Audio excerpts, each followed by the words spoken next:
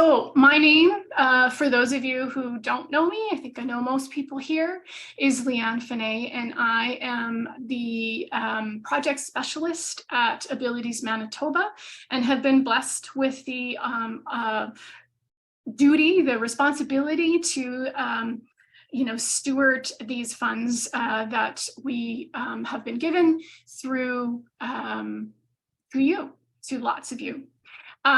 Before I begin, I want to acknowledge the land on which we're meeting. As the traditional territories of Canada's First Nations, we're meeting, and calling in from all over Manitoba. And so, a singular land acknowledgement isn't quite going to cut it, but do want to acknowledge that we are all meeting on the traditional territory of in many Indigenous nations.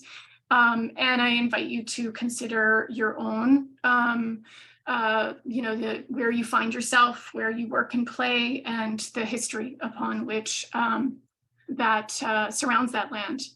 Reconciliation, as we learned in our annual general meeting last week, it's really about pushing ourselves out of our comfort zone, but to really shake what we believe and think hard and learn hard.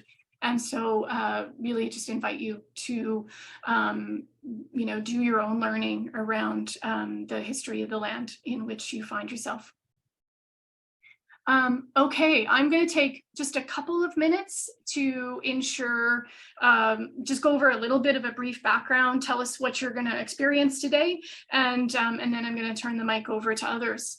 But I wanted to be sure that we all have some shared information about what this Innovation and Transformation Fund really is.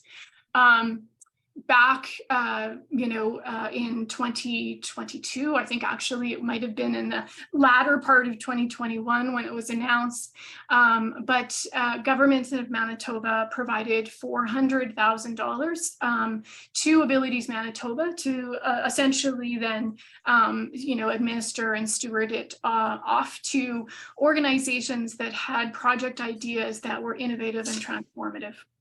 And so we did that in part first by joining or pulling together a steering committee. And I want to acknowledge that steering committee because they did a ton of work in a very short period of time to both create the parameters of the fund, as well as, sort through the many submissions that we got for the fund and make the difficult decisions on how the money would be dispersed. And so really quickly, we have a couple of the steering committee members in the room today, but we have Kevin Johnson from People First of Manitoba was on the committee. Russ Cathers from Community Living Disability Services was, sorry, I just want to make sure people get in. Here we go. So we had Russ, he was our kind of a representative from Community Living Disability Services. We had Val Kelberg, who is in the room, a retired community member, used to be the training coordinator with CLDS. Many of you will remember. James Kelm, formerly of Inclusion Winnipeg, Audra Lachislaw, who is from the Family Advocacy Network, Tara Mullen, I think Tara is here, from Red River Polytechnic, and specifically from the Community and Disability Support Program, Daryl Stewart, who is the Chief Nerd and Executive Officer at Inclusion Systems and IBEX Payroll. And lastly, Paul Vermette, who is the Director of Strategic Initiatives with Roseau Compassion Network. So that was our small but mighty group who really took a look at all of the submissions and helped sort of guide that process. So big thank you to that group for all the heavy lifting. We sent out a request for proposals in March of 2022. And if people recall that time, we were just coming out of Omicron.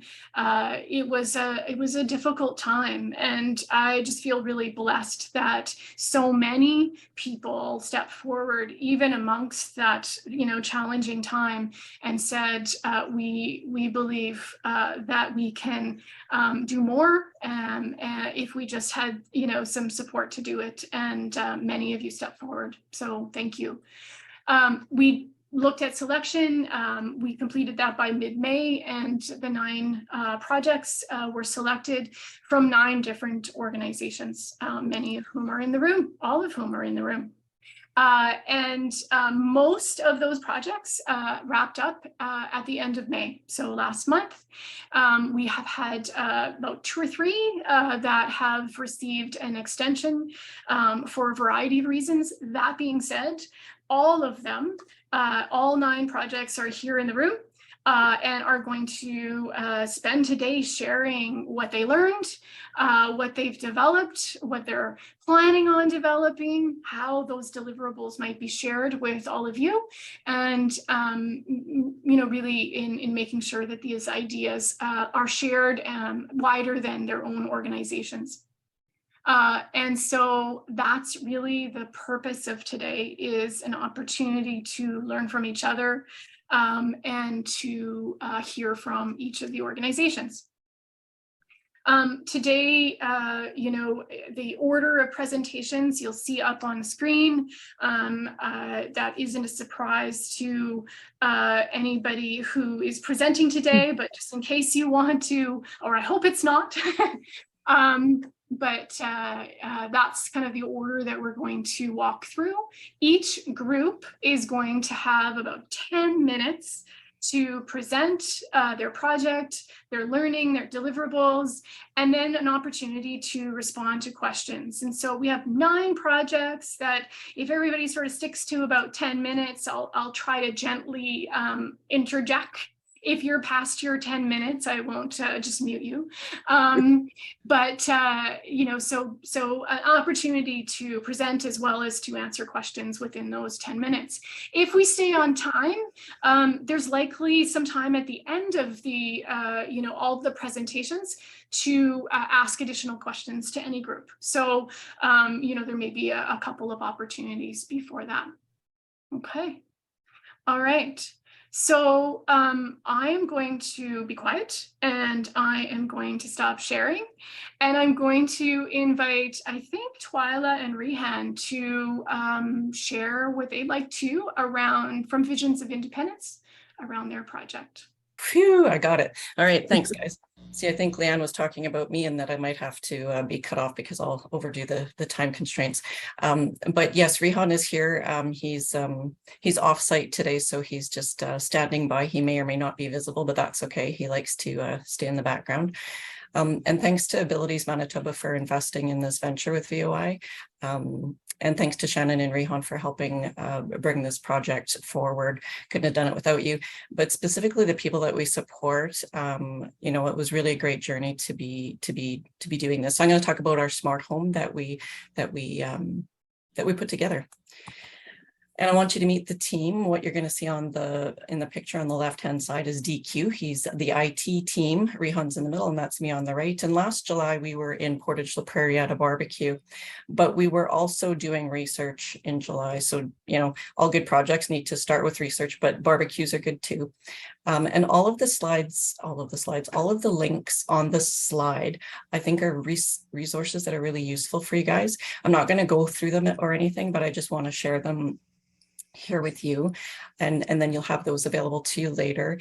In July, we also had a presentation with Simply Home, and they were a really useful company to engage with, but unfortunately were cost prohibitive.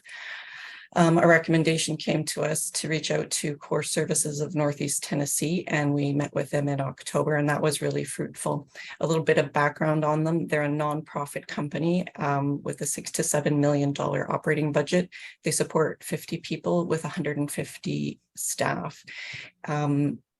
and they started their automation journey in 2017 with Carl, and there's a few videos linked here so you can get an idea of what their automation looked like as they started their journey. Their return on investment was really quite interesting, and they said it was $13,000 per week for 7 people. And that's a pretty good return on investment. Keep in mind, you know, US dollars, et cetera. And I don't know what the support needs were of those people that they identified, but that was also, I thought, really quite useful.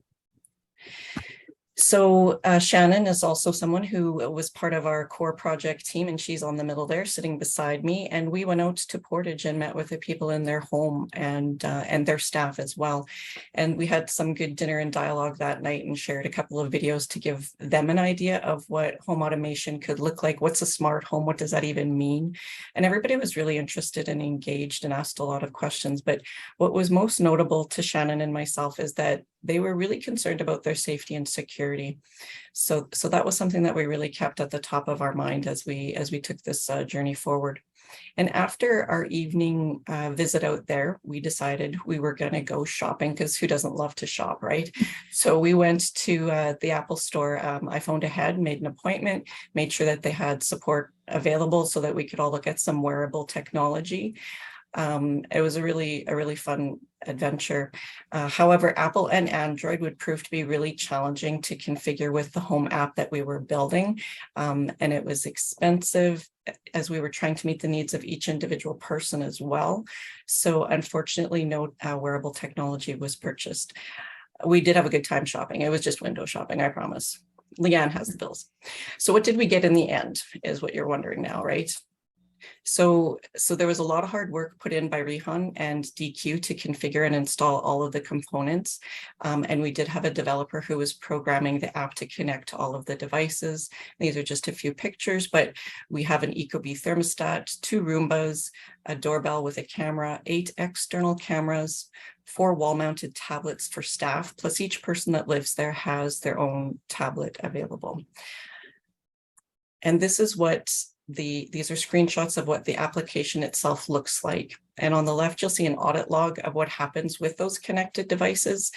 Did someone turn the heat off or on? Did somebody run the vacuum at 3 a.m. to mess with their roommate? Was there a deer in the backyard? All of these things can be seen on the audit log. And on the right-hand side of the screen is the control panel, and it's customizable, and you can control all of the devices, can turn off or on a smart switch or any lights and that sort of thing. And you can even see who's at your front door, play your favorite music. And of the external cameras, I think like one of the, you know, when we look at safety and that kind of thing, the doorbell has a camera and it's smart enough to detect if it's a person or an object. Is it me standing there waving at you, or is it my car parked in your driveway? And then there's also sensors strategically placed around the house. You know, the doors open, doors closed, light sensitivity sensor, the doors ajar sensor, and these sensors run in the background automatically. And the cameras give a 360-degree view of the home so that everybody would, you know, feel safe in their house. The Ecobee thermostat on the left-hand side of that, you'll see the app. I mean, aside from the physical thermostat on the wall, you can also interact with it on the app, adjust the temperature from the tablet, set a schedule. And the thermostat uses AI to optimize the temperature so it's not too hot or not too cold, so it's just right.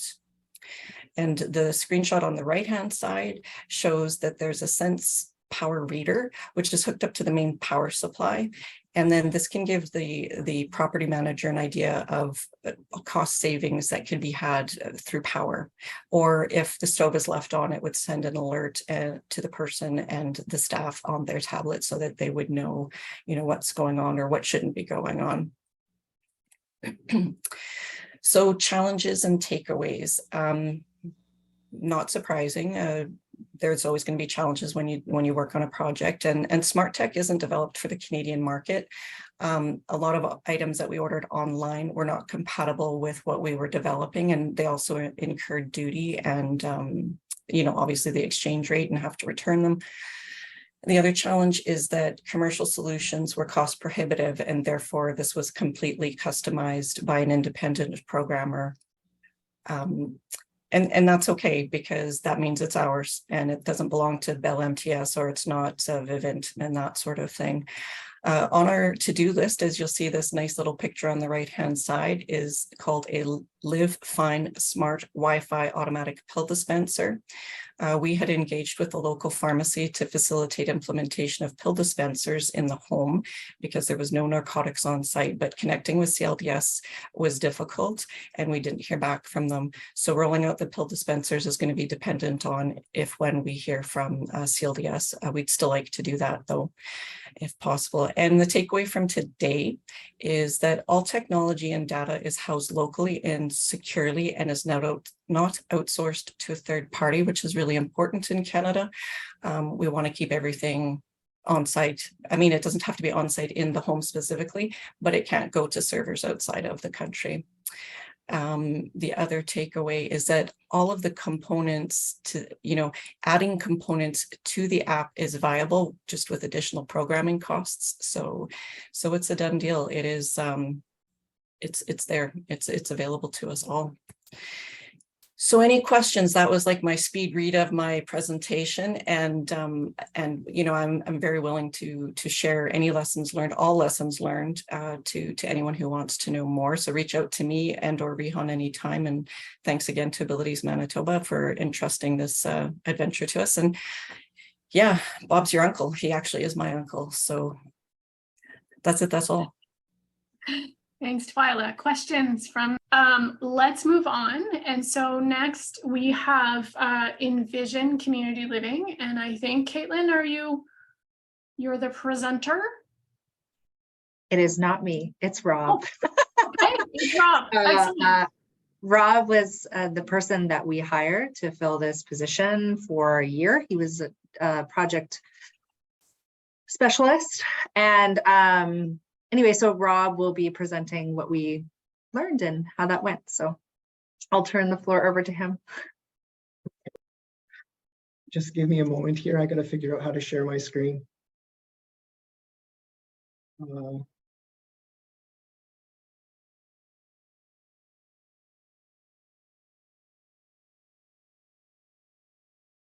All right. Can you all see my screen now, the slideshow? We can. Awesome. There we go. Okay.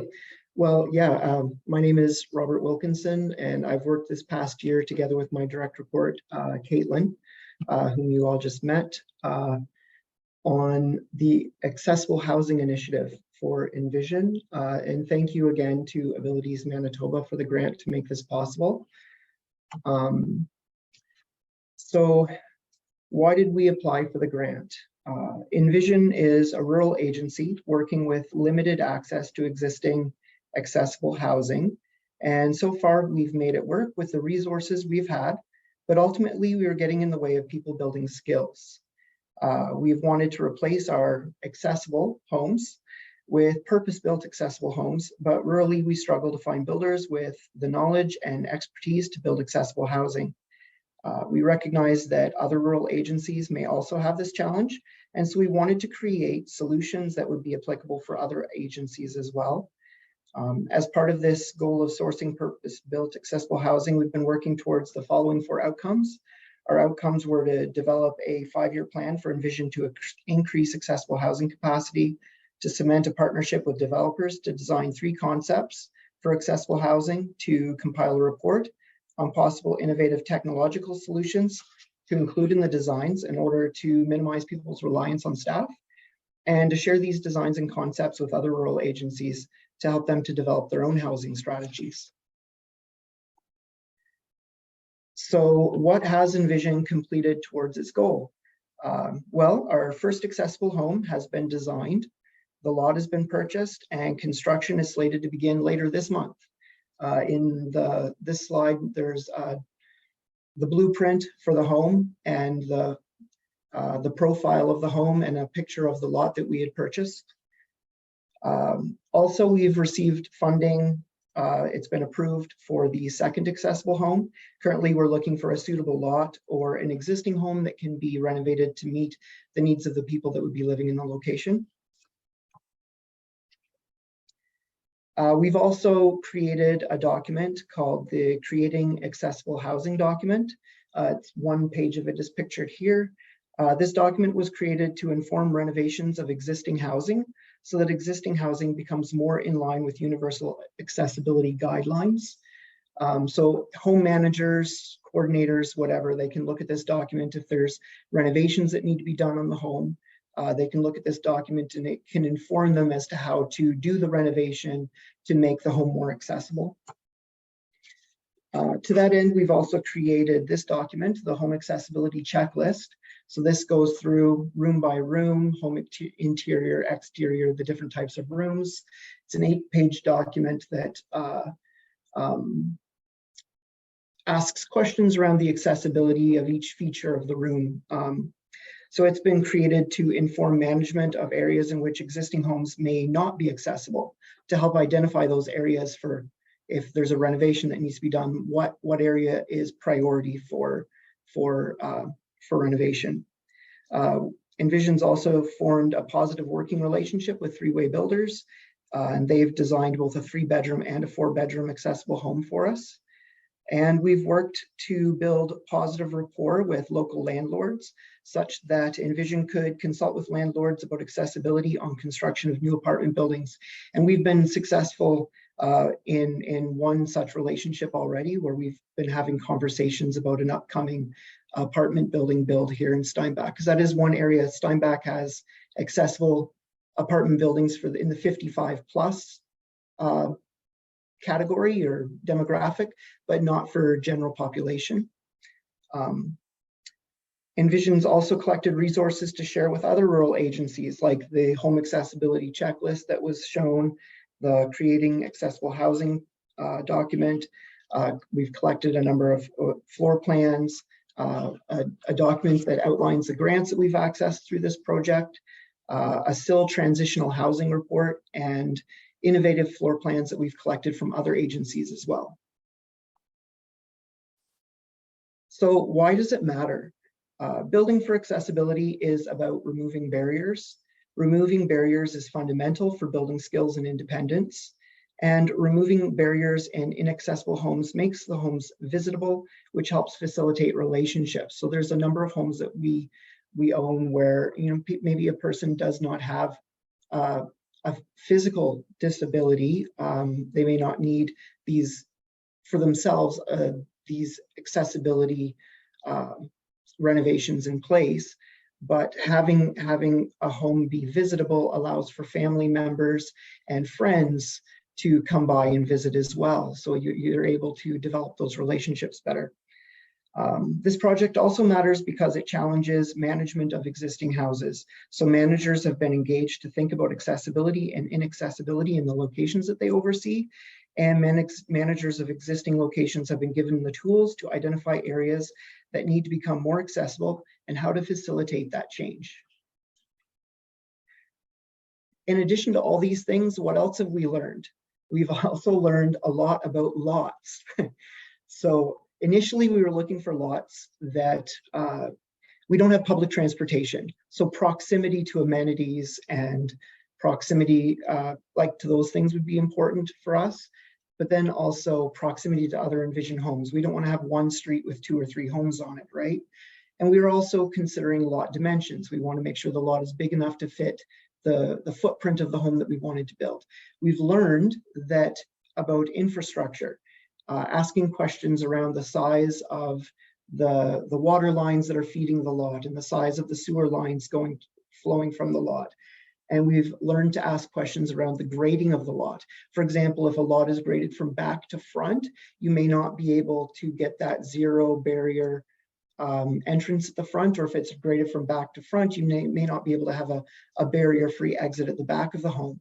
So the ideal then is to have a lot that grades from both the front and the back so that you can have barrier-free access at both ends of the home, both front and rear.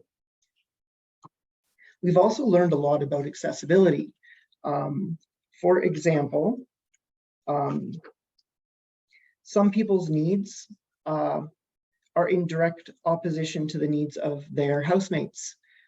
For example, a person who is deaf may want for their accessibility, they may want mirrors placed up around the home to improve line of sight and communication. But if there's a roommate with dementia or Alzheimer's, mirrors can cause confusion, and so sometimes different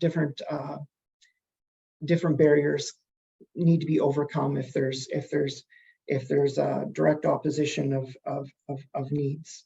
Also, we've learned about that community builders and landlords confuse an accessible building. They believe, sorry, let me start that over again. Community builders and landlords confuse a building that has an elevator, automatic entry, and a curb cut with being an accessible building. So we've been told by a number of landlords, oh yeah, this apartment building is accessible, but it's not. The washrooms are not accessible, the kitchens are not accessible, there's no wheelchair turning radius.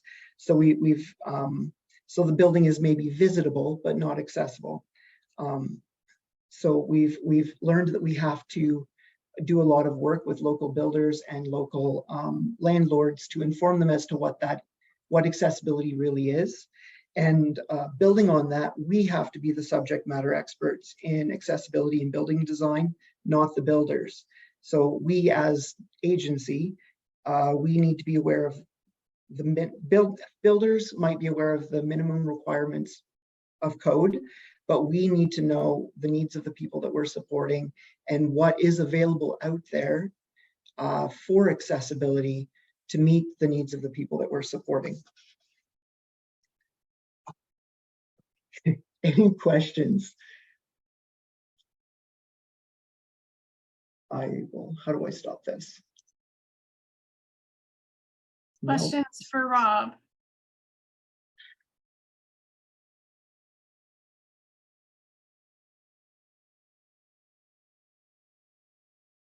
Kara and Peter. Rob, this is so exciting to see more accessible housing. This is just wonderful. I'm wondering what your experience has been in working with local contractors and what their receptivity has been to your requests, and even things like grading. Like they might have a standard way that they like to grade, and you might be asking for something that's a little bit more different. And how's that gone? That's a good question. A lot of the things that we've required, builders didn't seem to be aware of at the beginning. That's why I say we need to be the subject matter experts. Because, for example, the grading thing, when we initially were looking at lots, this issue didn't come up until well into the design process. We were looking at lots, and it was almost as an afterthought. Oh yeah, you need to have a lot that goes in this way. The lot you're looking at is not going to work. Yeah. So they're willing to talk with you and Yep. and figure out solutions. That's wonderful. We've been able to do that. The builder that we're working with has been willing to work through solutions and stuff. It's just, it would have been, for us to have known all this stuff in advance and for the builder to have known all this stuff in advance, the process would have been a lot shorter. It's been a very long, drawn out process because we're both learning this at the same time. Well, maybe lots to know for house number 2. That's great. If I could just add, Tara, I think that's part of what we're trying to do is actually kind of collect the information that we've learned so that other agencies don't have to go through this each time and learn as they go with their builder. We're looking to create some information about, okay, so if you're going to build an accessible house, here's all the things you need to be thinking about and questions you need to be asking, what to look for in a builder. We intentionally worked with somebody that we knew had experience building accessible, but still we ended up having to come to the table without that, without them having as much knowledge as we thought they would or should have. Well, and you know what, I think this is part of innovation though too, that we don't always know all the details. When we start, we have to learn as we go and find the solutions along the way. So it sounds just great. Congratulations. This is wonderful. All right, we'll get Peter and then we're going to move on. Thanks, Leanne. Not really a question so much as just a thank you to Rob and Caitlin for a great presentation. It's nice to see more and more agencies looking at developing accessible housing and all that's entailed with that. In Winnipeg, I mean, Leanne will know this, that we developed a strong partnership with Stefan Homes that has built probably 18 homes for us thus far that are accessible design. But for our recent, like the builds that are currently underway, we have got 2 other builders involved. And I think we're seeing that there are more builders now interested in figuring out how to build accessible homes, probably because they see the writing on the wall that that's just going to be what's expected in the future. So I think we have Hearth Homes, who did some accessible builds for Pulford, and Daytona Homes working on a project for us. So we'll keep the group informed about how those builds go. The designs are fully accessible, but once you get the home up, you get a sense of the quality of the build and how things are working. So we'll keep you in the know. Thanks again. Awesome. All right, thank you very much to Envision, Rob, Caitlin. We're going to move along so that we stay on track. And so next, I'm going to invite Manitoba Possible to present. Perfect. Thanks, Leanne. Hi, everybody. I'm Mike Bardby, and I'm the Program Development Manager at Manitoba Possible. And I'm just going to get my slides up here. So I'm going to be talking about our online platform for self and family managed care, which is called Care Possible. And, oh, sorry, give me 1 second. Okay. So as I said, I'm talking about Care Possible, which is our online platform for self and family managed care. And I'm going to be starting with a little bit of background on the project, which was actually initiated prior to the ITF. And then I'll talk about the scope of our project. We'll look at some of our deliverables and our plans for the future. So as I mentioned, it's an online platform for self and family managed care. And you might be wondering how it is exactly that we decided to get involved in a technology project in this sector. And it really does go back to our vision and mission. So we believe in an inclusive and accessible society, and we move towards that vision by working together to eliminate barriers to full and equal participation.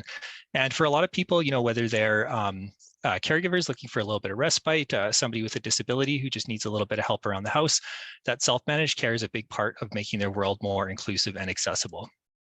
And when it works, it tends to work really well for a lot of people.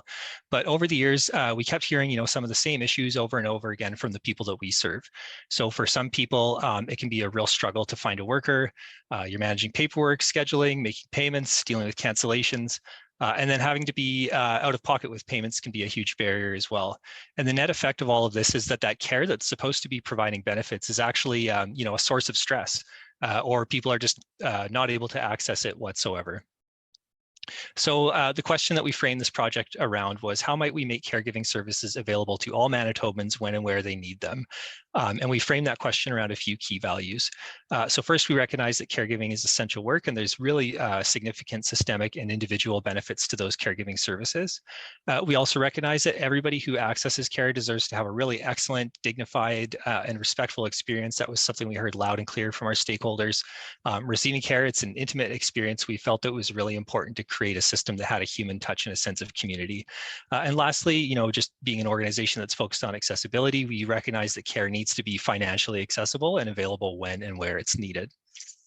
So this initial idea is what led us to our first pilot project in this space, which is called Envoy. It's you may be familiar with that name. It was a minimally viable product, meaning it was pretty bare bones, but it really helped us understand the wants and needs of people looking for this type of service. And it also demonstrated that, just like we suspected, this was an area that was really ripe for innovation.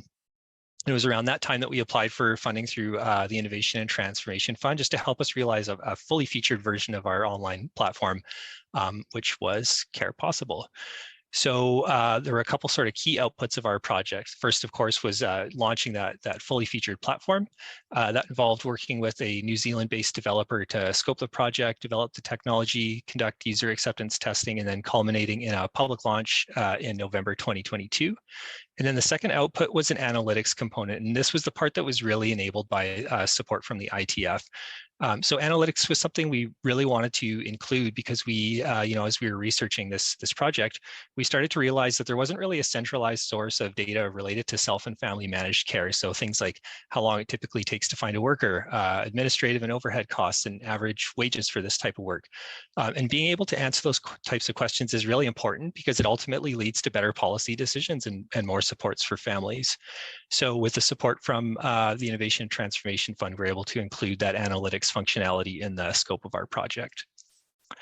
And then thinking back to those values, there were some key priorities that we wanted to achieve with this platform. So first and foremost, we wanted to make care less of a headache to manage. We wanted to just make sure that people accessing respite were able to realize the full benefits of that support that they were receiving. We also wanted to make care more affordable. So we recognize that there's a disparity between people who can afford to pay out of pocket to top up a wage, or that having to be out of pocket while you're waiting for reimbursement can be a significant barrier for some people. We also wanted to increase the caregiving capacity of local communities. So, we hear constantly about worker shortages. And part of our belief with this project is that more people would be willing to get involved in delivering care in their communities if the barrier to entry was lower.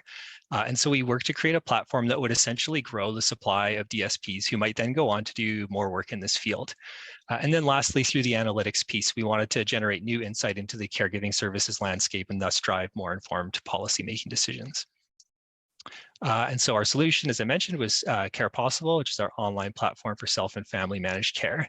And it is essentially, you can think of it as being similar to other work-share type of platforms. So it's like a marketplace for people looking to purchase or provide caregiving services. And it helps self-managers organize and pay for those services. Primarily, though, it really is a response to that key challenge of finding workers. So it's a place where people who are seeking caregiving services can connect with people offering those services near them, knowing that everybody on the platform has been vetted and verified. I'm just going to keep us rolling here. Just a quick note about our cost recovery model. So Manitoba Possible, of course, is a nonprofit, and Care Possible doesn't receive any sort of operational funding from government. So that being the case, we charge a marginal fee to sustain the platform and just continue to be able to offer that service. So currently, clients on the platform pay a 10% fee on services delivered over the platform, and care providers pay a 5% fee. Even with this fee in place, we're really pleased that compared to some of those traditional models, and particularly private care providers, service providers on Care Possible typically receive higher wages on average, and clients pay significantly less in overhead. And this is really apparent when we look at home care especially. And again, financial accessibility is something that's really important to us.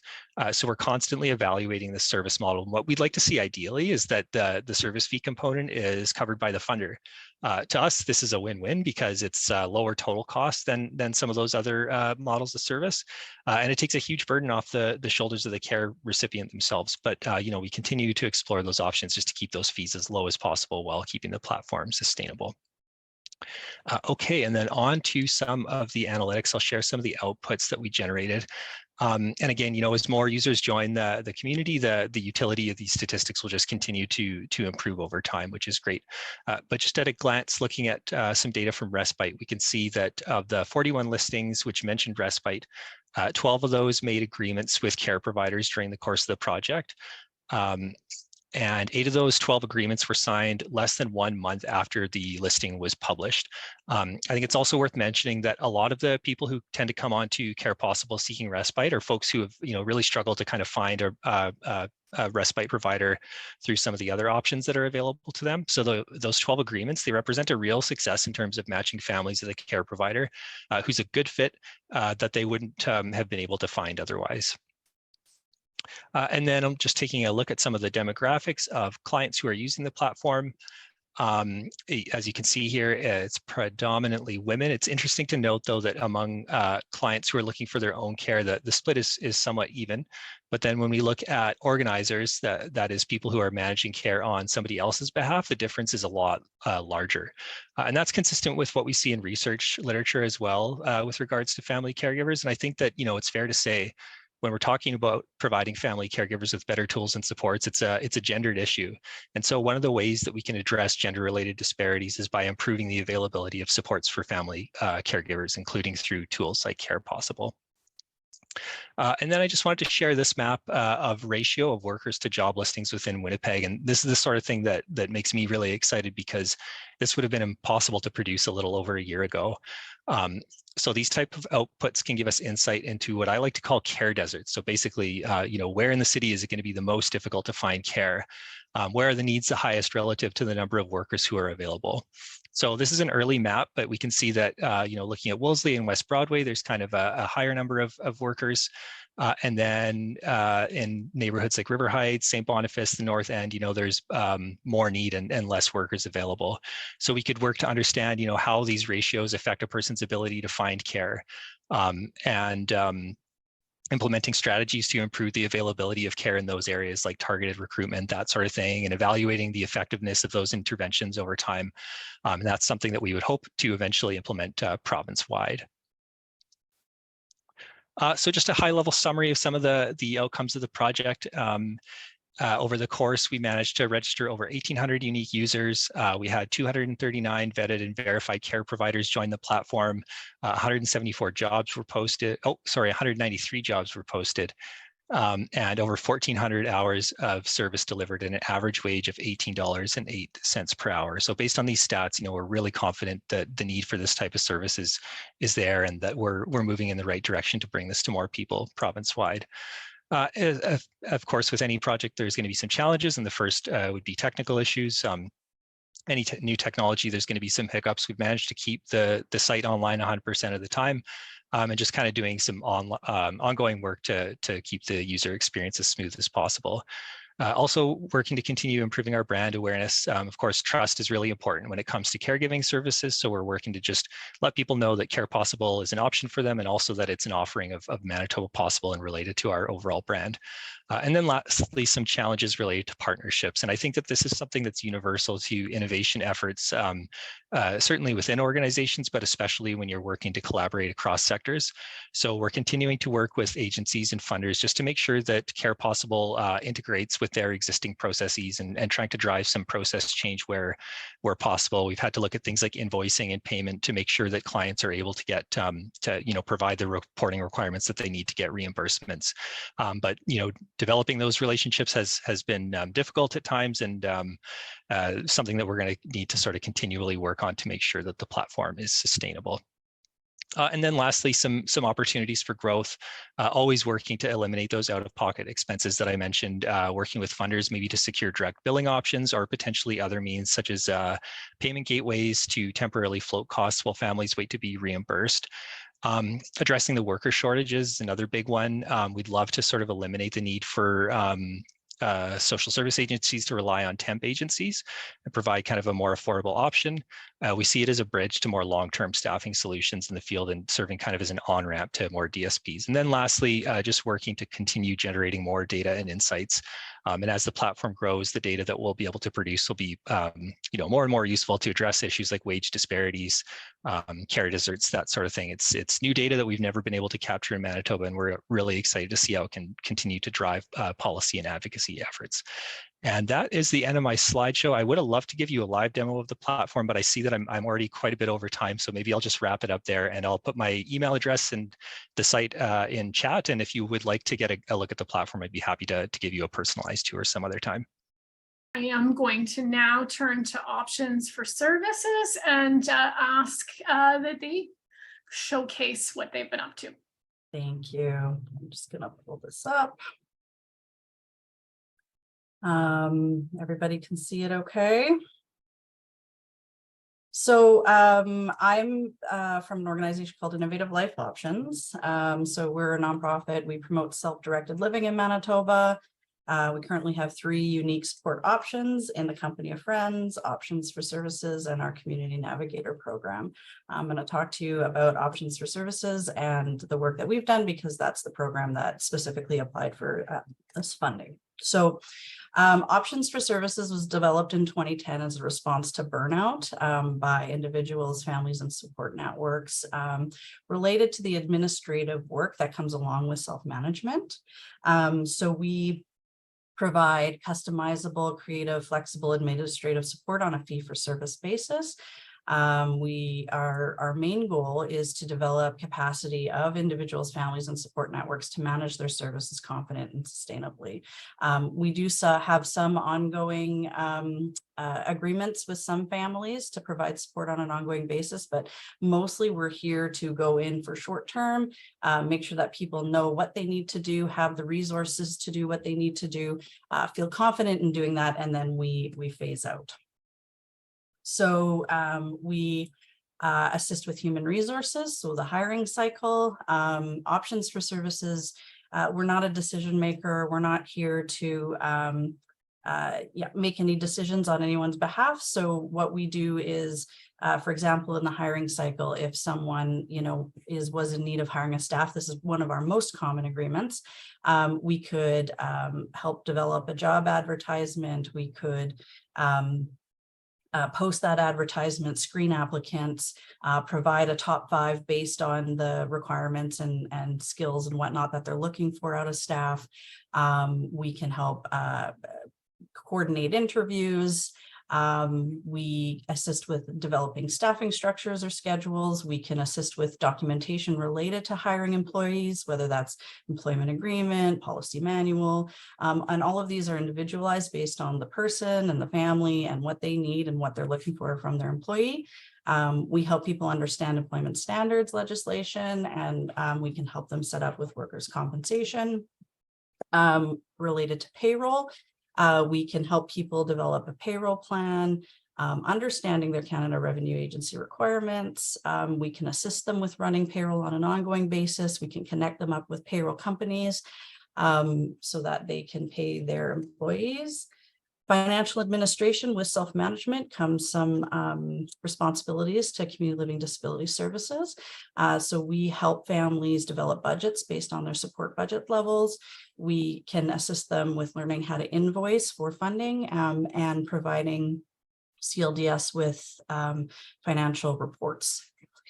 We also, when someone is self-managing and the hours are significant enough to a fuller time position, people have to run the hours through payroll, which means that we assist people with registering and applying for a payroll business number. Finally, we assist with person-centered planning. So when someone is hiring an employee, looking about what their staffing schedule is going to look like, we help them think about what they want from that employee, what they want to do during the day, what that employee would be doing with them, and figuring out where they want to be, what they want to do, and what support they need to do that. So the aim of our outreach project via the Innovation and Transformation Fund was to increase awareness and capacity of Options for Services to work with more Manitoban families that manage their own services.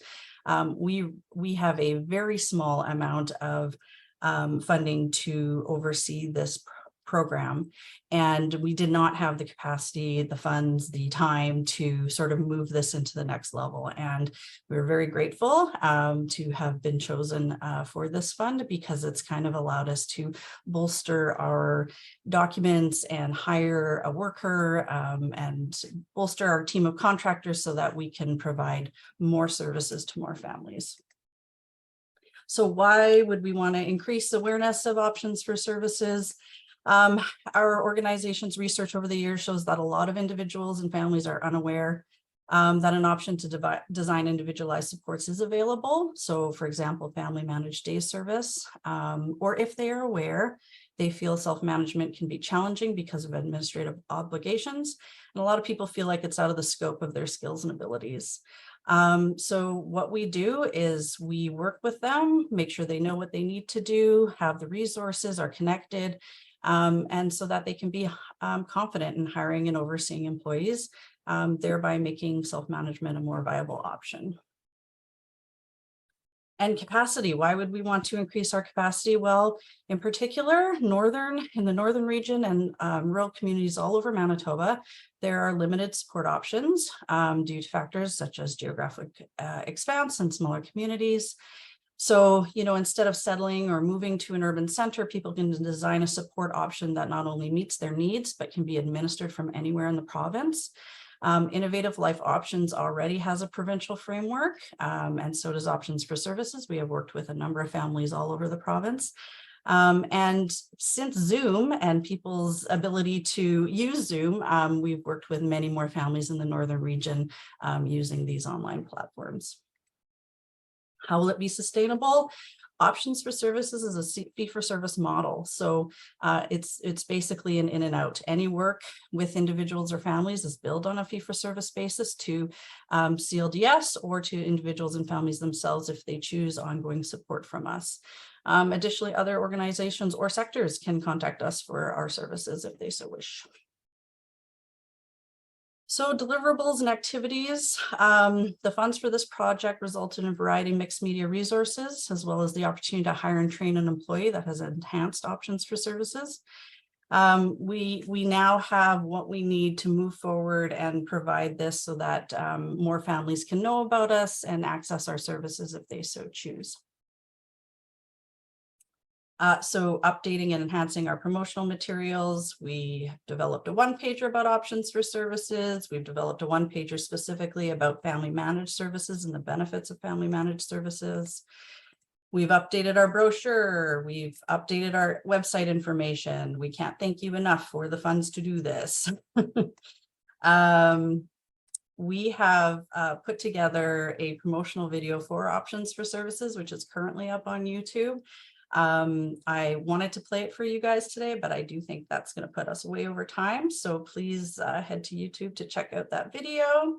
Some new resources we've created. We have developed a tutorial video for families on how to set up a payroll business number.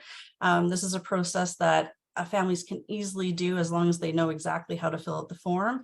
And so we've developed this video so that it can be accessed anywhere by anyone. And we also have a transcript for people who would prefer to read the information. We're in the process of developing a menu of services with associated fee structure. We want this service to be as customizable and affordable as possible for people. So, if under a hiring section, we have, assistance with the job ad, this is how much the fee is. Assistance with posting the job ad, this is what the fee is. People can completely pick and choose exactly what they want our assistance with. And we're also in the process of developing self-management steps checklist. We really want to lay out for families, especially relating to self-managed day service, how, what is all involved in the process. And so it also shows them the progress as we're working through those steps together. Here we go. So we developed a booklet called This Is Me. It was a resource that we designed to help people identify best supports and to have a finished document that would result in support professionals knowing individuals better. So an excerpt from the booklet, This Is Me, is a resource designed to assist support professionals to get to know you better, ensures person-centered support, opportunities for growth, and appreciating your uniqueness. We also developed a booklet called Creating a Meaningful Day. So it's designed to help families and individuals identify what a meaningful day looks like to them and how to explore how to set up a family managed support service. So an excerpt from that booklet is creating a meaningful day means supporting you to explore your interests and how you're connected to other people through those interests. Meaningful Day is about self-empowerment, learning and developing skills with the goal of helping you learn about who you are, what you are capable of, and how you can connect with others. A Meaningful Day is about creating planned and purposeful opportunities. So these booklets are going to be available PDF. We're also doing fillable PDFs that will be more plain, I guess the word is, so that people can either fill them out on the computer directly, and also so that, if ink costs is a barrier, that it's less that they would have to print. So we have sent our promotional video and our one-pagers to all the resource departments in the high schools in the northern region of the province, as well to the program managers of CLDS and CS within the northern region. The high schools will receive follow-up calls prior to the end of June to provide an opportunity for discussions and questions. And we've asked each contact to pass materials on to CSW, CDS workers, and any families who might benefit or be interested in self-management and our support to do that. And where can you find? You can head to our website or you can contact me directly. Phone number and email is there. And I will stop there. Any questions? Right on. Okay, well, I'm going to move us along. Next, we are going to have People First of Canada present their project. All right, thank you, Leanne. For those who don't know me, but I feel like I know almost everyone in the room, so nice to see you all again. But my name is Brandon DeFort. I may know you with many of the other hats that I wear, but today I am calling as the project lead or the pseudo producer with People First of Canada. And so thanks to Abilities Manitoba, we had the great fortune to work on a documentary specifically on deinstitutionalization in Manitoba. And so, as I'm sure everyone in this room is aware, Manitoba is in a really interesting place in history right now. There's a lot of things that are happening right before our eyes that are going to be remembered for decades and perhaps even centuries. And so most notably, as we know, in 2021, Minister Squires announced the plan to close the Manitoba Developmental Center by 2024. And at the same time, there's also been a lawsuit led by plaintiff David Weremy to sue the government for abuse and neglect experienced by those who lived at the institution. And so we felt that it was important to capture this history as it was happening, to really contribute to the literature and to the stories in hopes that institutions never open again. And then we'll kind of challenge that definition of institution throughout the documentary as well. Now, I regret to inform you that as of today, we don't have a fully fledged documentary. We are one of those pesky organizations that asked for an extension, but mainly because there's been several updates, right? And so back in May, the lawsuit officially became accepted, which means that claimants, survivors can claim anywhere between $3,000 to $85,000 based on the type of abuse that people endured while living at MDC. We also have the apology from government in June. And so these are all really, really important aspects that we felt like had to be included in the documentary. And so we went from 14 interviews feeling really confident in our direction, and now we have over 60 hours of footage that we have to somehow condense into a nice, neatly packaged documentary. So that's the work we've been up to, is really just editing so it can be available to everyone. The plan right now is to finish by November 1st. Well, that will be the plan. It will be done by November 1st. And then we're hoping to do a premiere. We would love to do a little premiere and bring everyone back who helped the documentary, because it's been many folks. So given I can't show you much, I thought, well, why don't I talk about some of the folks that we interviewed and go with that. Yeah, so what I will say is, although I won't dive into too many of people's stories, I may quickly touch on them. So that's just a warning about that I may talk about institutional abuse. And so if that's something that you may not be able to be present for, I just encourage you to take what you need. So let me share my screen. And then let me get organized here. So everyone knows this guy in the room. It's quite the legend here in Manitoba, and proud and honored to call him a good friend of mine. So David Weremy, we couldn't do this documentary without David as the lead plaintiff on the lawsuit. Someone who produced and directed the Freedom Tour. He had to be a strong highlight in the documentary. And so you might recognize the background there, but that's actually the Canadian Rights or the Museum of Human Rights. And so they graciously donated their space to us. We went there on a Monday while they were closed and gave us full freedom to do whatever the heck we wanted in their building. So big kudos and shout out to them.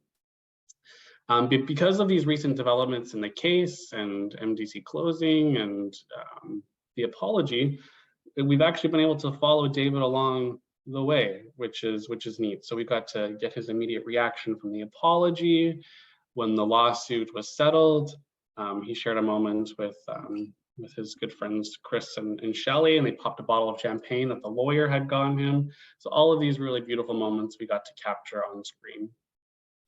And of course, we also learned some of the hardships that led us here today, and the abuse that he had to endure, and the decades of trying to escape the Manitoba school, which was what was named at the time. So we also interviewed 3 other survivors of MDC. And so some people in the room will definitely know this really energetic, outgoing, sociable guy. This is Carrie. And so Carrie, interestingly, has lived in the institution for a really, really long time. We're talking decades, and only, recently moved out and has got to enjoy the richness that his community has to offer. And so his story, I thought, is really unique just because of that longevity he's had in the institution. Next, we have Michael Filbert here. A lot of people will also know Michael.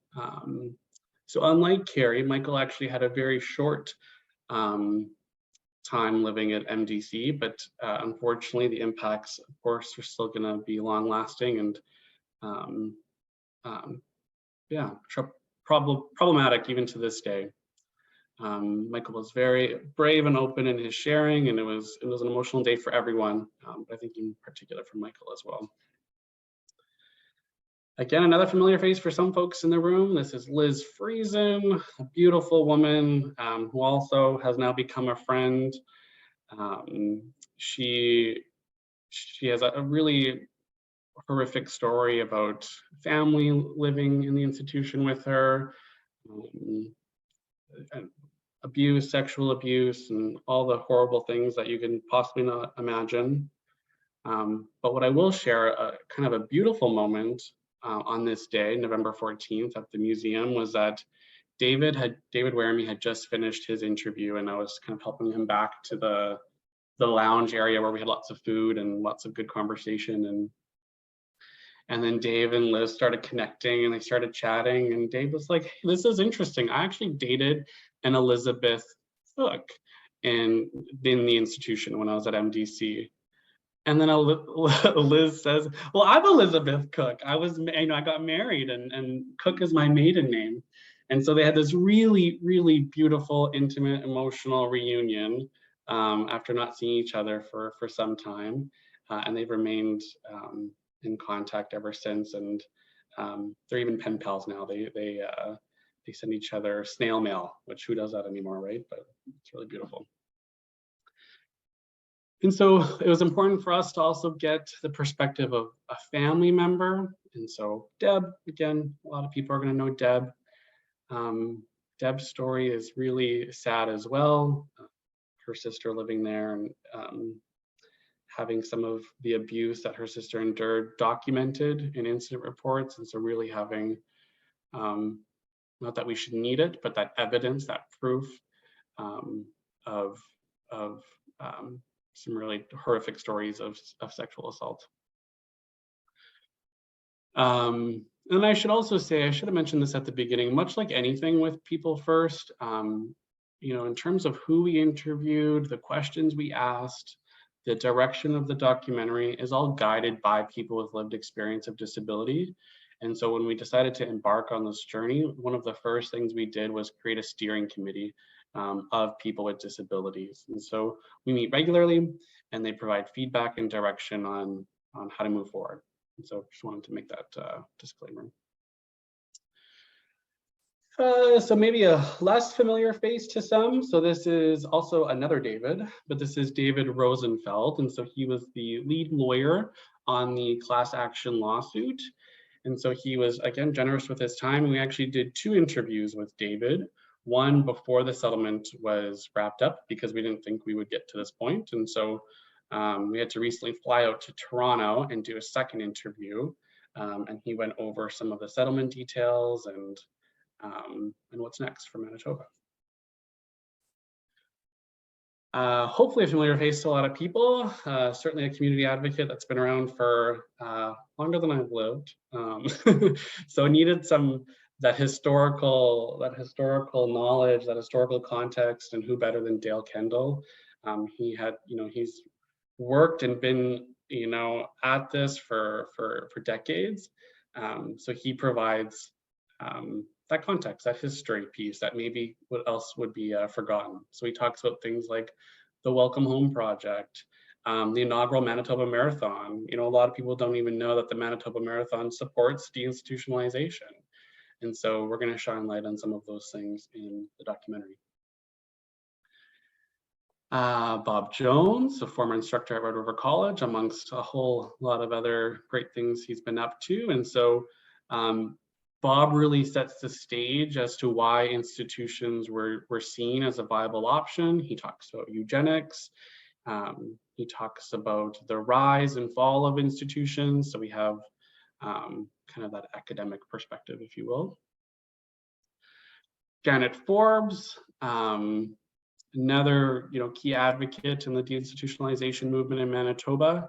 And I think my biggest takeaway in her interview is just her vision for the future. And so she speaks really brilliantly about what's next and how, although institutions may be closed or closing, that there's a lot of work to be done. And so she does a really fine job at exploring that.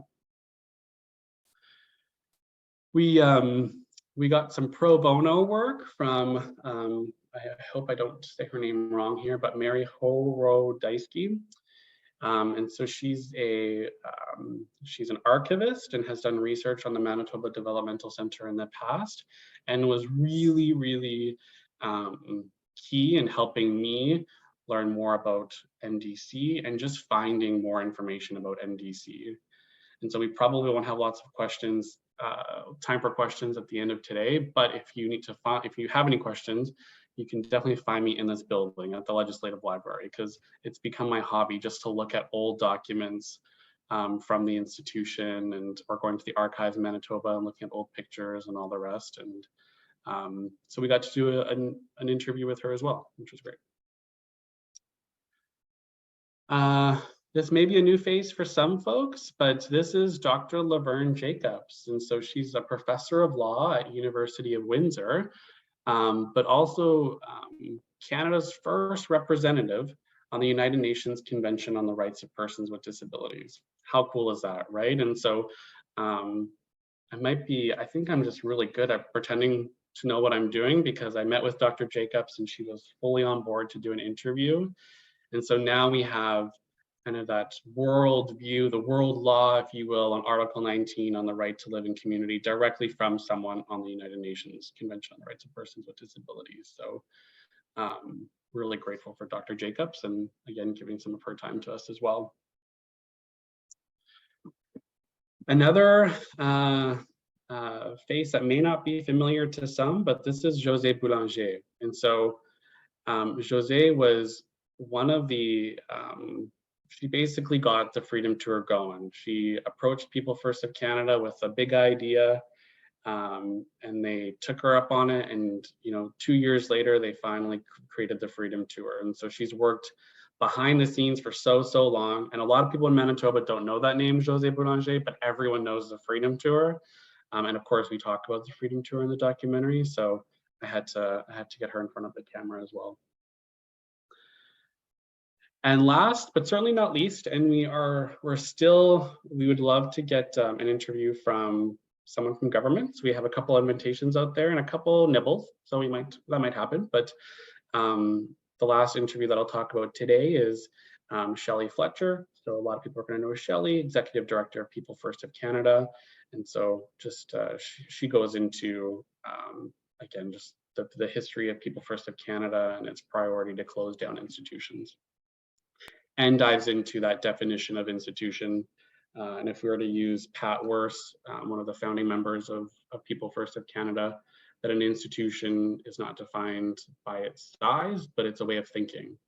And so that's going to be one of the takeaways that we leave with the audience, that, you know, even though these large brick buildings may be closing, you know, someone who lives by themselves in an apartment or in a group home with 3 or 4 people could still experience institutionalization.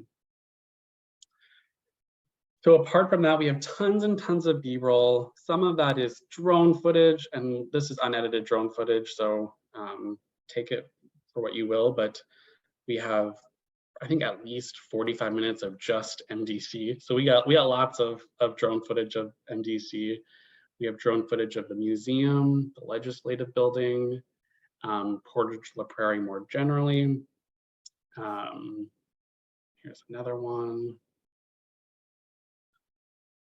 And apart from that, I've been really keen or eager to try to find supporting documents to everything that is, every testimony, every story that is shared in the documentary, because something that a lot of the survivors have shared with me is that there's still a fear that people won't believe them. And that's part of the scary thing about coming forward with your story. And so every story will have some sort of document to attach to it. And that's why I've been spending so much time in the archives. And that kind of leads me to the story of Joyce Gibbons. And so some of you will know the story from the Freedom Tour. But Joyce, in the 60s, had, their story is that on a cold winter day, late afternoon, early evening, she went up the water tower that's no longer on the grounds of MDC, and there's some disagreement on whether she jumped on purpose because of her life was, she wanted to choose to end her life, or if it was an accident and that she slipped. But this is a story that is vividly remembered by all 4 survivors. They all witnessed it, they all saw it, they all remember it. And so I just don't know where Joyce is. I don't know where she's buried. I don't know her. I can't find any records about her. And I think for closure for a lot of survivors, it may be really important to try to find that. And so I kind of have that out there as maybe a little bit of a plea for help. If anybody has any ideas for me to try to find that info, I'd really appreciate it. Apart from that, during the Freedom Tour, they tried really, really hard to find a documentary that was made in 1977 on the Manitoba Developmental Center. It was called The Residents. And with a lot of digging, I'm really happy to say that I found it. And so I won't share it just because we have no time, but I will play, I'll let you see some of but this is all inside of the building. So this will be really helpful in terms of our B-roll, we call, in the documentary. But you have, I don't know if you saw it there, but the previous superintendent there, who word for word calls MDC a medical slum. And it's interesting how this wasn't a secret. We call it a secret that, MDC was, has, some really horrible conditions. But even in the 70s, they were talking about the understaffing, the overpopulation, the experiences of people in institutions, yet even today it remains open. And so, yeah, I just think that's an interesting quote from the superintendent. Okay, I think I'm over time. Am I over time? Okay, Yeah. okay. Yeah, I was trying to yeah, I can kind of see you. Yeah, so I'll end it at that, but stay tuned. We're still in the hardest part so far, aside from hearing and capturing people's stories, is finding a name. Oh my gosh, it's a lot of pressure. So we're still untitled, but we're close to finding a name, and we'll create a social media awareness campaign so you can follow along and watch it when it's done. So thanks a lot. So I'm going to move to LifeWorks, SE LifeWorks, and get them to report on what they've been up to.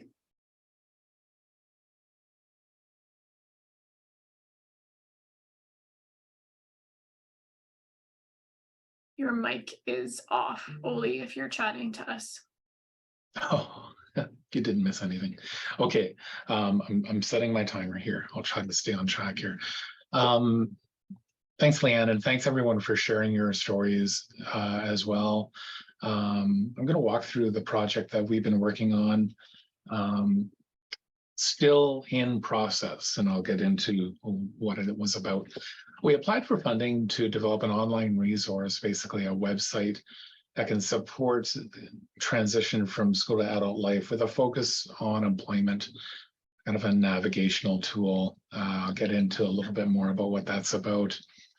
And this was born out of, over the course of, a number of years, just being fascinated with that transition from school to adult life. And some of you are aware of the project search work that we do, and sometimes even the application process for project search, it was a bit of a kind of a canary in a coal mine dynamic where I saw what was happening with some of the transitions and some of the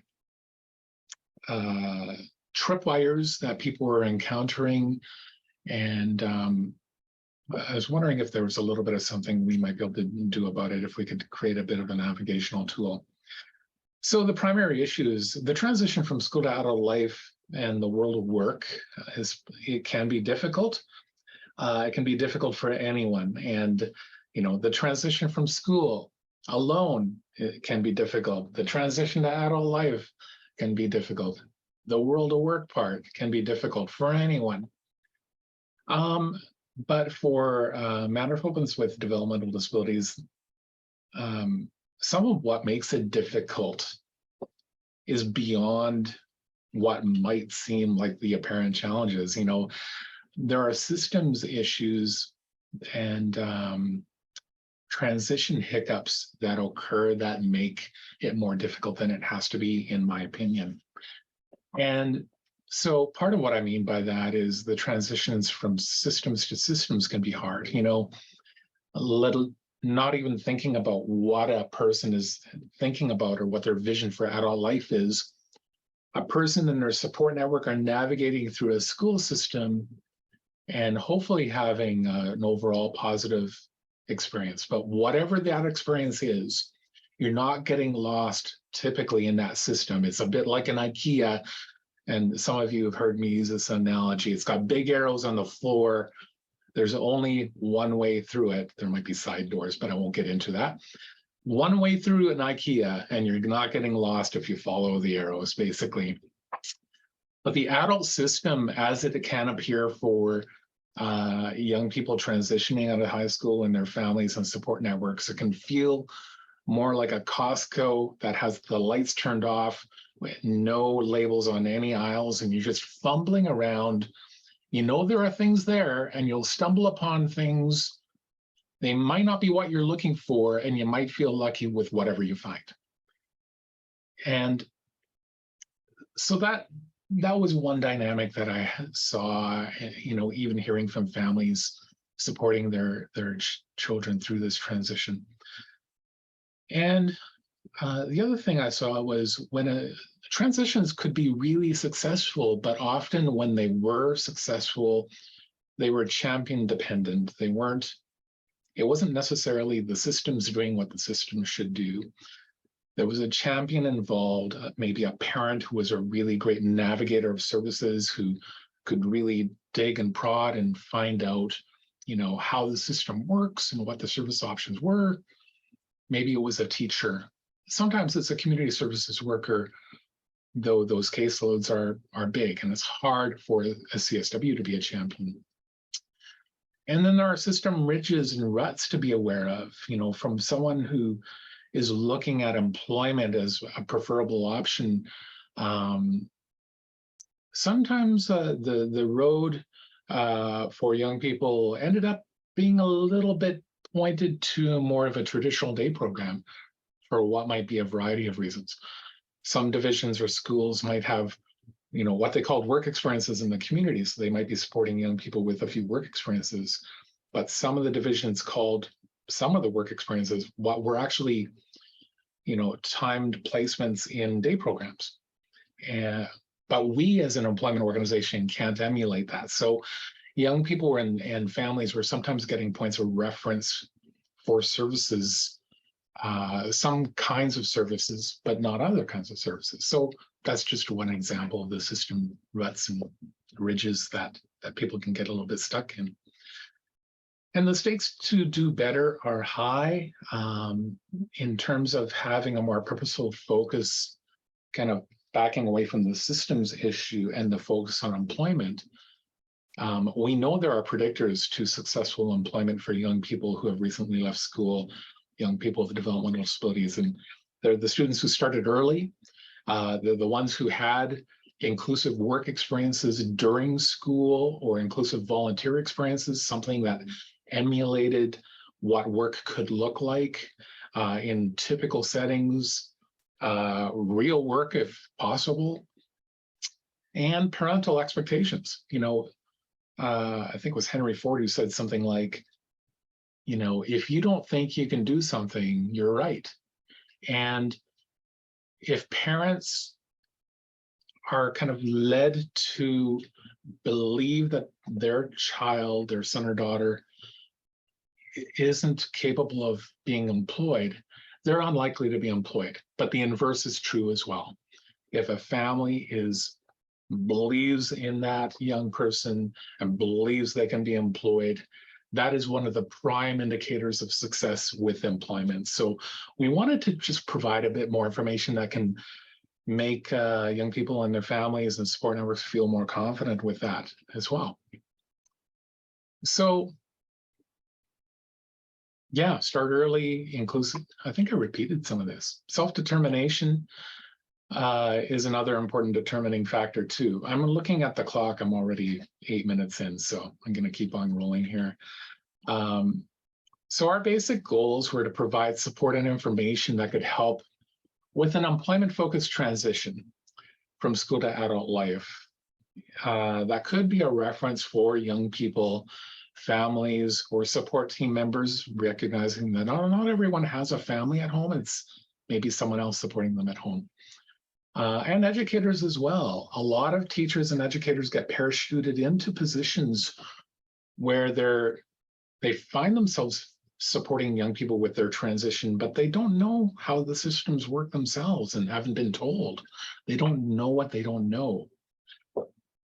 We also wanted it to act as a bit of a system navigation and heads up for things to watch for, like, young people, families, there is something called a transition to protocol in Manitoba.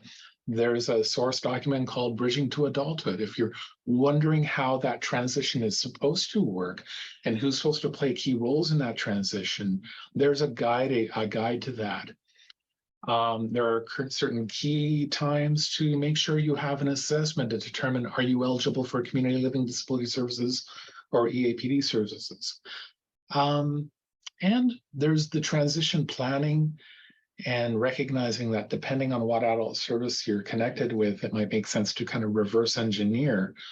For example, a young person realizes or family realizes they're CLDS funding eligible, but that funding won't flow until July 2nd, the calendar year they turn 21. Okay, well, we better plan our transition recognizing that and knowing that the school system is likely the only system that can support that young person until they hit that threshold. So yeah, part of what held us up was the Bridging to Adulthood document. It is currently in the process of being revamped or reviewed to some degree.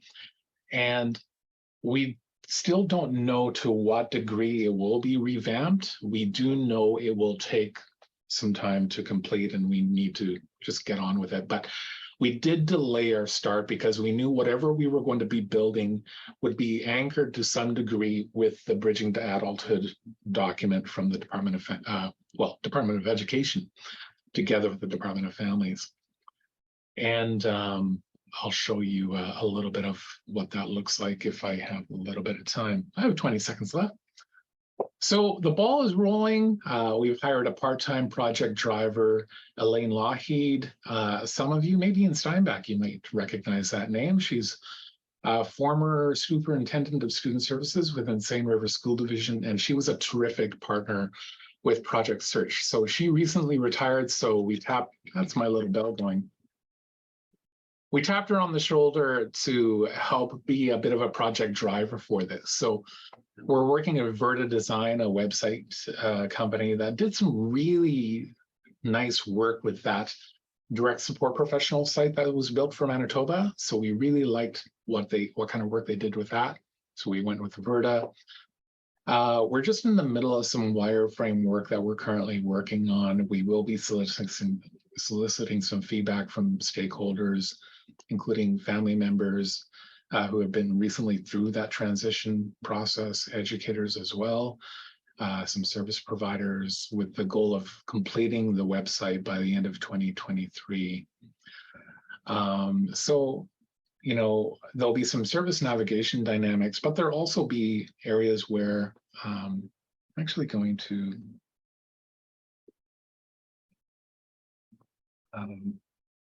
very quickly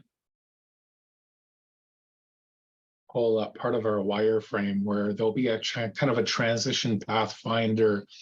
It'll be kind of broken up by age. We're not quite sure if it's going to look quite like this yet, but there will be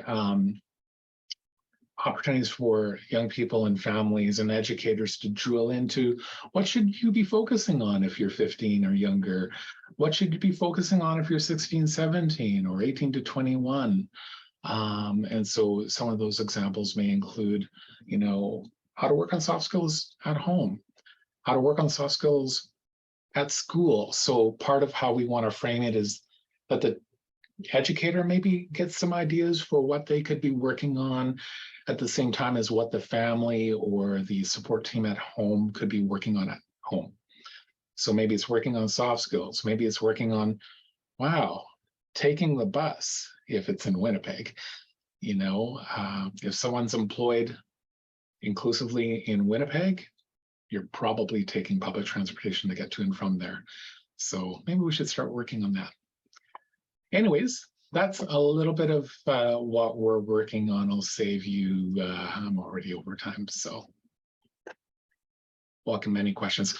Really appreciate all the support from Abilities Manitoba and the patience from Leanne to help us extend this project to make sure we do it upright. But in the meantime, I'm going to move us forward and ask Epic to share what they've been up to. Okay, let's get this going here.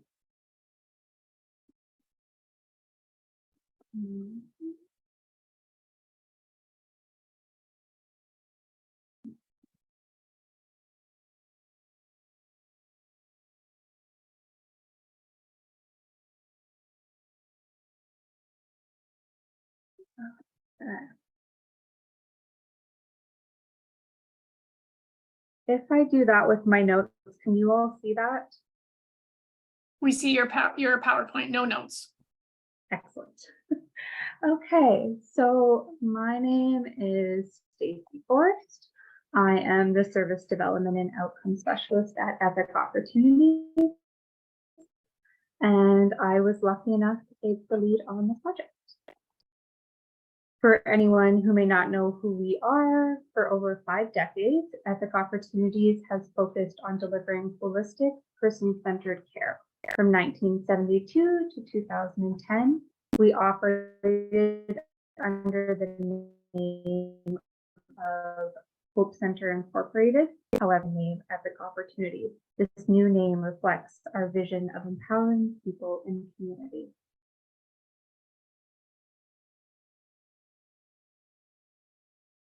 What we set out to do. So taken straight from our initial proposal, you can see we had a clear list of objectives. As I do want to be mindful of time, our main commitment was to honor the rights of the people we serve and create initiatives in the hope of improving overall quality of life. And how we were going to do it, primarily by creating a new role at the agency, our community resource and outcomes facilitator. And so just to go through some project highlights.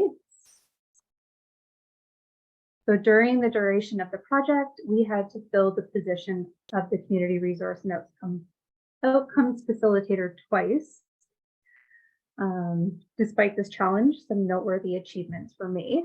So we were able to renew our agency's advocacy committee. We started the implementation of some rights reviews, which identify any potential rights, limitations, restrictions that may be present in the lives of the people we serve.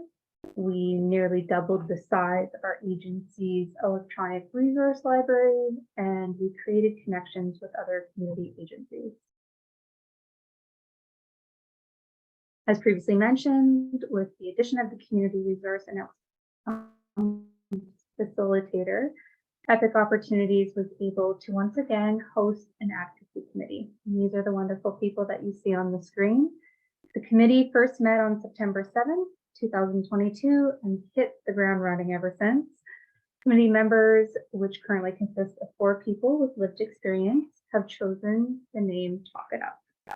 It's also important to note that Epic Opportunities recognizes there are other organizations like People First who have been prominent figures in the advocacy committee or community, Epic Opportunities struggled with the conception of this committee, as we didn't want it to be viewed as competition or something in lieu of, but as a way to engage with agency stakeholders and inspire change through advocacy.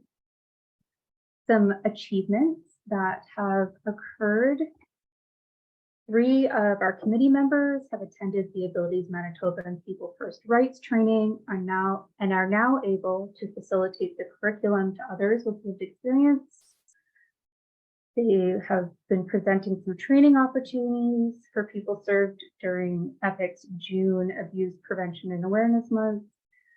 They were involved with writing letters to government officials, advocating for higher DSP wages, and several other things that I'll talk about next. Briefly, I just wanted to note that through a generous donor, Talk It Up received a donation which helped fund projects above and beyond what was initially outlined in our proposed budget.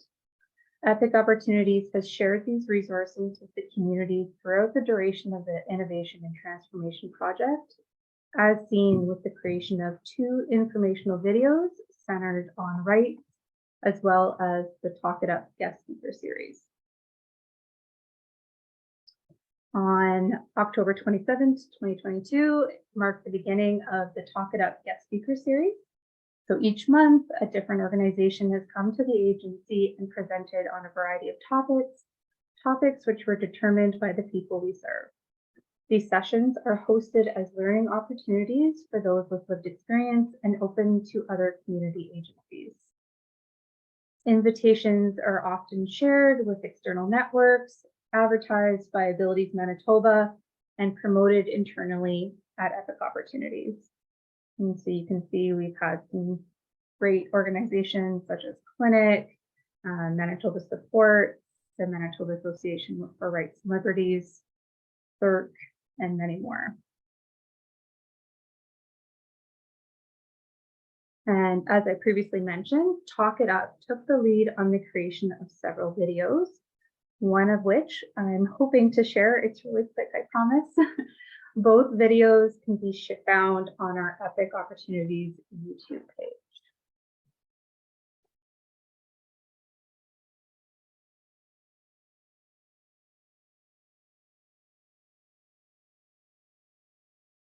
Working for people with disabilities? Let us explain what we expect from you and how you can work for us.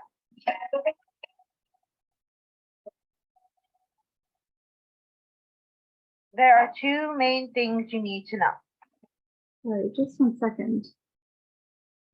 Does it look quite large to you guys? We can't see the video. We can just see a slide that talks about the titles, but we can hear it. Yeah, unfortunately, I'm not sure why this wasn't doing this earlier. Okay, what if Let's close this. Try one more time. Does that look better? Working for people No? with disabilities? Let us explain what we expect from you and how you can work for us. Well, unfortunately, that didn't work. I do have the links at the end of this slide to share the videos. So on your own time, I do encourage everybody to go take a look at them. The one I was going to share was kind of created as an orientation for specifically for staff that are DSPs that are working with the people we serve, and the other one is regarding rights and self-advocacy. I really do wish the split up worked. Some project barriers that we ran into. So as anticipated, recruitment and retention. So as I'm sure many other agencies attending today can relate to this, we experienced some difficulties recruiting and later retaining staff for the position of community resource and outcomes facilitator. Over the course of this project, this resulted in a 16-week staffing vacancy, so just over 30% of our allotted project time. So with this position filled, we are one of those agencies that was graciously granted an extension with the hopes to complete the objectives that we initially set out to do. And kind of what's next for Epic Opportunities. So we plan to continue with the guest speaker series. We are going to create a third video, which will be done early fall and shared with the community as a whole. And we continue to collaborate with other agencies. And right now we're in talks of doing some rights trainings. And all of this would only be made possible with our involvement with the Innovation and Transformation Fund. So thank you. Any questions? Perfect. Okay, well, we have just a little bit of time. We have two really important groups left, so want to move us along. And so next we have People First of Manitoba. Hi, everybody. Michelle is going to share, she's our provincial advisor. She's going to share what we've been busy up to. And I'm going to read it. Hello, thank you for the opportunity to speak today and for getting us the money to work on this important project. People First of Manitoba requested funds to help us build our website into an informative and accessible space, and also to build capacity to reach members and people who have been labeled with a disability in Manitoba. Today, I want to share what we have achieved so far and our plan for the future. Let's start with what we have accomplished. We formed a team of people to plan and lead our project. We worked with a web development company called Unite Interactive to build our website. We used strategies to make sure our website is easy to find and use. We listened to feedback from people with lived experience to make our website better. In addition to these accomplishments, I am thrilled to share that we have created 5 professional videos on important topics. These videos cover Who is People First, a video that introduced our organization and its mission to empower individuals with intellectual disabilities. Second, the right to vote. A video highlights the importance of voting rights for all individuals, including those with disabilities. 3, our 5 national priorities. A video addressing our top national priorities, which include the right to live in the community, inclusive education, work and employment, income and supports, and legal capacity. Employment, a video that explores the significance of equal employment opportunities and inclusive workplaces. Housing, a video discussing the housing experience and importance of accessible and affordable housing options for individuals with disabilities. However, we have also faced some challenges along the way that we need to address. Time, it has been difficult to manage our time because we have other commitments. In addition to this important project, we worked hard to make progress. Members engagement, getting our members actively involved has been a challenge. However, we believe that with the launch of our website, it will help us engage more with our provincial chapter. It will provide a platform for people to interact and participate more. Finding content, changing existing resources into a formal format that can be used online has been complex. We will be working for some time to add more resources to the website, making them easy to access for everyone. Sharing information. We thought a lot about how to share information effectively while still respecting our contract work. It is important for us to be transparent while also building our capacity to consult on issues that impact us. Despite these challenges, we are determined to find ways to see our organization grow and continue working toward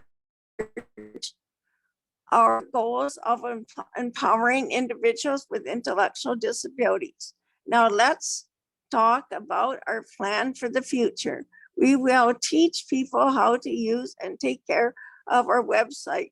We will keep working with our members, families, and partners to create new content and connect with others. We will look for more money and resources to keep our project going and making it even better. We will keep improving our website based on feedback and make sure it stays helpful for everyone. By following this plan, we can continue to make a positive impact and support our members in the best possible way. We're happy to share a sneak preview of one of our videos that we're doing. Thank you. Do we have time? If it's a short preview, I think we would love to see it. Okay, Michelle, can you do that for us? Thank you.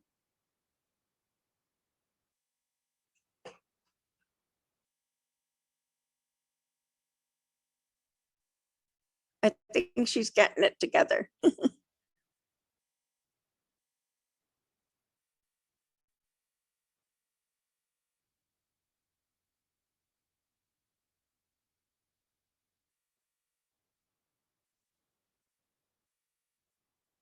Oh, I can't hear myself even.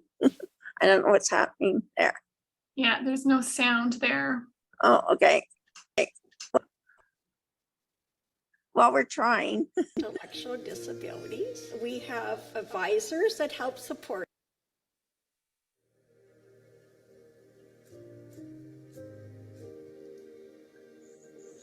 Hi, my name is Valerie Wilbert. I'm the president for People First of Manitoba. People First is a self-advocate group for people with intellectual disabilities. We have advisors that help support us too. And there are people that don't have an intellectual disability. People First helps advocate for people who can't speak for themselves and for change in the government. People First Manitoba is a very important organization, but it is not profit. So the only thing is people first need to know, you guys know that we need to have more support and we need more people to know about us. More people need to know that we're always here and we always need your support. You can become a member if you have been labeled with a disability, identifies yourself with having a disability, worked in a sheltered workshop, or lives in a group home. Help us. The more voices we have, the better. I learned that as a kid growing up. I was very quiet growing up, and then my mom and dad taught me, getting older, that I had to have a voice for myself. Having people first as advocates for us, speaking for us, it is very important because not all of us can speak. We're in our bodies and we're there, but we can't always speak and say what we want to say.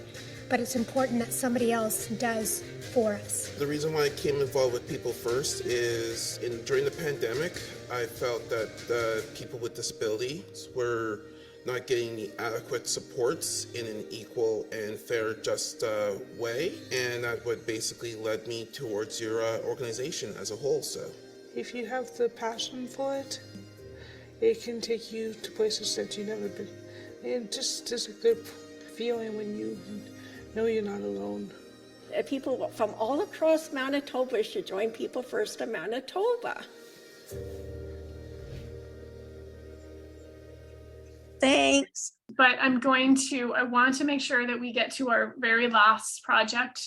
Certainly did not leave them to the end because they are unimportant. I want to ensure that we all get to hear what Inclusion Selkirk has been up to. So I'm going to move us forward there.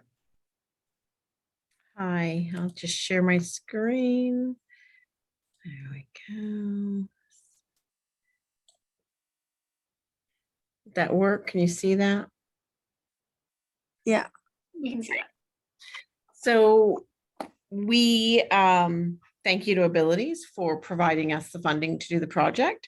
And what we did was called the Interlake Community of Practice, which was a partnership initiative looking at doing better together. Why did we choose to do this project? Really, our work started a year before the grant came out, where we were asked by another agency and CLDS together to come out and provide some support to an agency within a small rural community. And during that year of work, we had a very solution-focused year working on helping build capacity and resolve some of the issues, and developed a really good relationship with the agency. And at the end of it, we decided that we both really benefited from having that time together. And leaving that table was kind of getting sad. We were like, we don't want this to end. And then the Innovation Fund call for proposals came out. So we decided to formalize what we had been doing and develop this as our thought. So our deliverables were to design and implement a community of practice in the Interlake, to develop training modules identified by we call ourselves the ICP table, to design and implement a community engagement strategy for ICP with a focus on meaningful work and community connections, to look at some board development, and to develop and implement of some shared data collection, because we felt that's something that's really missing in our sector. So when I look at what we did next, we followed the guiding principle of, in any world where you can be anything, be kind. And that is what we had done for the year prior, sitting at a table where we shared honestly and openly all the good, the bad, and the ugly. And we learned from each other. We gave what we could each give, knowing that sometimes you'd have to give more, and sometimes you would receive more, but walking away knowing that what we were doing was to build capacity in the sector as a whole, and sometimes we have to give to make that happen. The model we have for our community of practice is we meet weekly as operators. So that's agencies that are at the table come together every Thursday. We then have an advisory group that meets every 4 weeks. That advisory group included our operators plus Abilities Manitoba. So Margot would come to the table, and our CLDS program manager. We hired a consultant with the grant because there was a lot of work that we knew needed to be done. And the consultant then did some of that background work that we weren't able to achieve if we were just doing it with our staff. And our operators create the agenda for our advisory meetings, and we provide time for our CLDS to do the updates on things that are happening with them. But it gives us a really good place to sit together and talk about what are the issues we're having from a CLDS perspective as agencies. When I look at the development of training modules, we managed to identify that what training currently exists within the province or online. We created a sheet with known training, and that's been shared with our table and the resources links for people. We identified as a group what we felt the training was required for staff and at what intervals training would happen. Then we developed a schedule of that required training, and we looked at optional training and when to provide it. So what we are finding is the 3 agencies that are working together are now orientating staff in a similar way, or there's 4 agencies now in a similar way and working at those things. We developed training modules because we didn't have training available for trauma-informed care or vicarious trauma and self-harm. We didn't have anything that we could do our own training on. So we've now developed training modules and have a train the trainer kind of methodology that works for the group. Our deliverable to design and implement the community engagement strategy for ICP. We achieved that through 2 of the agencies had a full community engagement. We did interviews with staff, people served and supported, board, community at large, families. And we brought back the lessons learned from those to the ICP table as a whole. Our board development. 2 of our boards have completed the full Elevate training, which is run through SARC. 3 boards have attended shared training days. So we crafted and created an intro to the service purchase agreement session, and we developed and delivered that to 3 of the boards. 3 of our board of directors are now using board work plans. 2 of the boards have completed self-assessments and implemented strategies to address areas needing improvement. 2 of the boards have reviewed and updated bylaws, and 2 boards have reviewed and updated policies and procedures specifically to bring them to a governance model. Everything was developed in a template format, so it can be customized by the next person looking at it. And that's been a really good format for us. I'll talk a little bit about that after. And our board orientation manual was developed and has been done in another templated fashion, so it can be customized and used by other people at the table so that it works specifically for their organization. Around data collection, we developed a pilot survey to capture full-time equivalent staffing information from the agencies involved. What we found is that every agency categorizes their staffing differently, schedules differently, has a different understanding of what their FTE is. So it took us a few tries to get consistent captured data. 4 agencies did complete the final survey, and it does provide us with a good baseline of FTEs and vacancies. It also shared impacts of what staffing shortages have done and the impact that's had on the quality of services and quality of life for people. That probably tells a bigger story than anything. Then when I look at what we did above and beyond the deliverables. So we shared a ton of resources, communication tools for wage announcements, accessibility, legislation compliance, everything. So there's, as a larger organization at the table, we have a larger staffing complement. We have been able to take a lot of the documents we already use and create them into templates and help the other agencies develop templates and action plans to become compliant with legislation requirements and things that they may not have had access to before. Capacity building, so we share resources such as OT and nursing services. We've shared support plan templates, provided training to the new management team when they hired people. Within agency relations, we connected agency management teams. So it's not at the table, it's executive directors, but we now have management that are connected on other levels. And they are sharing resources, calling each other for guidance, gives them a safe space to ask questions, to work through issues. As for agency resources, we've fully redrafted agency policy manual, and we've fully redrafted our agency procedure manual, and then crafted those into templates that could be used by the other agencies at the table together. We did business continuity planning, and we worked to create a template that would work in our sector, because every template we found did not work. You could use a piece of this and a piece of that. So we've now crafted our own template. And shared training resources. So our staff have provided training in other alternate agencies. We supported a train the trainer model. So if we have a staff who can do training, they can go out and train another staff in the other agencies to provide that same training so that they have their own capacity then. Training modules have been adapted and shared from agency to agency.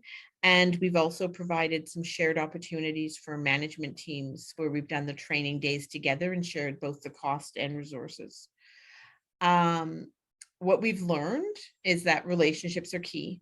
So we're working in the rural communities in the Interlake, and we're finding that executive directors are extremely isolated. Having a table to share with reduces stress and isolation. Having a space to ask the questions without judgment is important. Learning from others' mistakes helps us all improve. And to make this work at an ICP level, we have to be willing to be vulnerable and open to improvement. If we go in thinking we know it all, then nobody really gains. If we go in knowing that as we share, we'll learn and we all need to change and adapt, then we grow together. Board development is really important. And I think bringing our boards together provided an amazing opportunity for growth and development. We've recognized that many board members do not have a clear understanding of their responsibilities and their liability. They understand that their community needs services and they've joined the board because they believe in it, but they do not understand what their role is as a board member. Educating the board creates work, but increases accountability. So an educated board asks way more questions and challenges us as EDs way more, but at the same time, it makes the accountability that much better for everyone. It creates space and time. So coming together weekly allowed us to create the space and time to get work completed that gets shuffled to the bottom of the pile all the time. Coming together helped us prioritize items as a group. So while we may have had 20 things we wanted to work on, we would pull what was the most imminent for all of us at that time. Sometimes it was based on the fact that all three of us were struggling with the same issue, or sometimes one of the agencies was really struggling and we all felt that it was better to focus on that priority to help them along than it was to focus on the things that were lower down our priority list. So it was really a lot of give and take and a willingness to put in time and energy and share resources. We've learned that service providers and government relations are really important.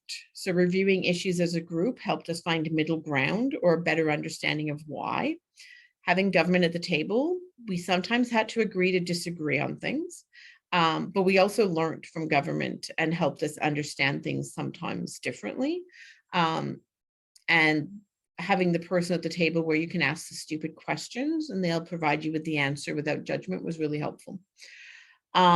barriers and risks. Time commitment for the executive directors is a challenge.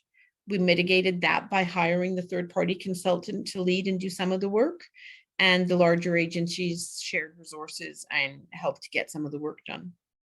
And our next steps, we have applied for and received a grant to allow the work to continue for another year.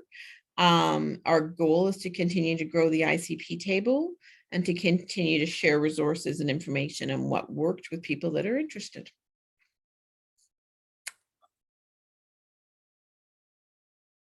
Anything else?